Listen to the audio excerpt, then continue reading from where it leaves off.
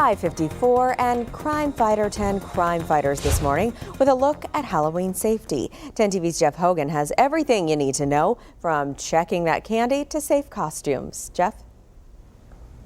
Pierre LaRose is a crime prevention specialist for the Westerville Division of Police. Pierre, we thank you for joining us and coming down just a few days shy of Halloween. A lot of fun for everyone, without the masks for us right now, but we know we want to keep kids safe out there. Are there a couple of tips that parents should know that they can send the kids out with good faith and know that they're going to be okay? Oh yeah, definitely. I think first of all, we want to make sure that you're planning a safe route for the kids when you're sending them out. Also, trying to have them walk in groups, that's an important thing, just for overall safety. We also want to make sure that if you are having your kids wear a mask, try to make it not an extremely large mask, just because that can reduce visibility and cause some issues even breathing. Yeah, you mentioned the mask. You bring that up. I did want to ask you about that because you hardly ever see their faces on that night, which means they probably can't see around so well. That's correct. Watch their step and things like that. That's correct. We recommend that, if possible, try to go with face paint because, again, masks can reduce visibility, which can be a danger when it comes to crossing the street or other potential dangers that might be around.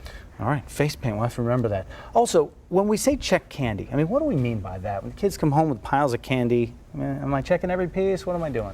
You don't necessarily have to check every piece. What you want to make sure is that the candy is store-bought candy, unopened, of course.